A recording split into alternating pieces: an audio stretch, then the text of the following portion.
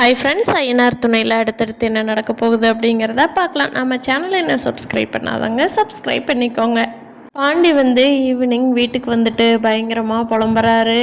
வானதி இப்படி சொல்லிட்டு போயிட்டா, நான் போய் கல்யாணம் பண்ணுறேன்னு சொல்லிட்டு போயிட்டாளே அப்படின்னு சொல்லி.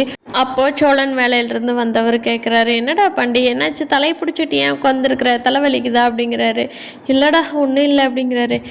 இப்படியெல்லாம் நீ உட்கார மாட்டே, சொல்லுடா என்னாச்சு அப்படின்னு சொல்லி கேட்குறப்போ பாண்டி சொல்கிறாரு, இப்படி வானதி நான் நேற்று சாப்பாடு சரியில்லை அப்படின்னு முகத்தில் அடித்த மாதிரி சொன்னதுனால வேறு கல்யாணம் பண்ணுறேன்னு வீட்டில் சொல்லிட்டாளாம், மாப்பிள்ளையெல்லாம் பார்க்க சொல்லிட்டாளாம், கல்யாணம் பண்ணிக்க போகிறேன்னு சொல்லிட்டான். இன்றைக்கி அவன் அண்ணங்கார ரோட்டில் என்னை வச்சு அடிக்கிறான். என்னடா நீ இந்த ஸ்பேனர் அழுகு துணி பிடிச்சிட்ருக்கிறவனுக்கெல்லாம் என் தங்கச்சி கட்டி கொடுப்பனா, என் தங்கச்சி மாப்பிள்ளை பார்க்க சொல்லிட்டாடா, நல்ல மாப்பிள்ளையை பார்த்து உன் கண் முன்னாடியே கல்யாணம் நடக்க போகுதுன்னு சண்டை போட்டு போகிறான்டா. வானதியும் கூப்பிட்டு கேட்டேன், ஆனால் வானதி நீ என்னை கண்டுக்கிறதே இல்லை, நான் எதுக்கு உனக்காக வெயிட் பண்ணணும், நான் வேறு கல்யாணம் பண்ணுறேன்னு உறுதியாக சொல்லிட்டு போகிறாடா சோழா.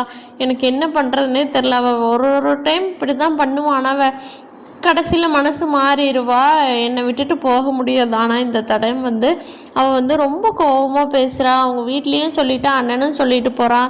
எனக்கு என்ன பண்ணுறதுன்னு தெரில, வேறு மாப்பிள்ளை பார்த்துருவாங்களா, அவளோட தொந்தரவு அதிகமாக இருந்தாலும் லவ் பண்ணி தொலைச்சிட்டேனேடா, அவளை என்னால் மறக்கவே முடியல அப்படின்னு சொல்லி பாண்டி புலம்புறாரு.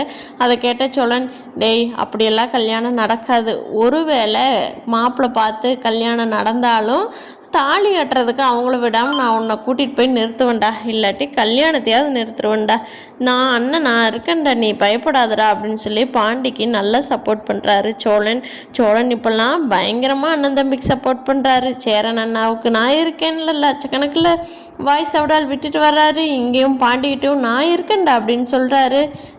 சோழன் செம்ம கேரக்டராக இருக்கார் இப்போல்லாம். ஆனாலும் பாண்டிக்கு சோழன் பேசுகிறத கேட்டுட்டு நம்ப முடியுமா அப்படின்னு யோசனை வந்தாலும் ஒரு பக்கம் தைரியமாக இருக்கிறாரு. அண்ணனுடையான் தம்பியுடையான் படைக்கு அஞ்சான்கிற போல் அண்ணன் இருக்கிறவனும் அஞ்ச வேண்டியதில்லை. சந்தா கூப்பிட்டு சேரன்கிட்ட பேசுகிறப்போ சேரனுக்கு கொஞ்சம் நல்லாவே ஆறுதலாக இருக்குது மனசு. சந்தா 6 மாதம் மட்டும் வெயிட் பண்ணேன், நான் கண்டிப்பாக உங்கள் அம்மா அப்பா பேச்சுக்கு கண்டிப்பாக நான் மரியாதை கொடுத்து நான் சொன்னதையெல்லாம் நகை பணம்லாம் கொண்டுட்டு உன்னை கொடுத்துட்டு ஜம்னு கல்யாணம் பண்ணிட்டு வர போகிறேன். நீ கவலைப்படாமல் இரு சந்தா, உங்கள் மாமா எதுவும் பிரச்சனை பண்ணால் மட்டும் எனக்கு எப்படியாவது ஃபோன் பண்ணிடு, அனீஷ் பையாட்டவோ எப்படியாவது ஃபோன் பண்ணிடு, பண்ண சொல்லி கூட சொல்லிடுன்னு சொல்லி சந்தாவுக்கும் தைரியம் கொடுத்துட்டு இவரும் தைரியமாக இருக்கிறாரு. அடுத்து இங்கே நம்ம சோழன் நிலா பிரச்சனை. சோழன் நைட்டு மனசு விட்டு பேசிகிட்டு இருக்கிறப்போ, நிலா உங்களால் முடியும் சோழன், உங்களால் முடியாது அப்படின்னு சொல்கிறதெல்லாம் சோழனுக்கு அப்படியே மனசுக்குள்ளே ரெக்க கட்டி பறக்கிற மாதிரி இருக்குது.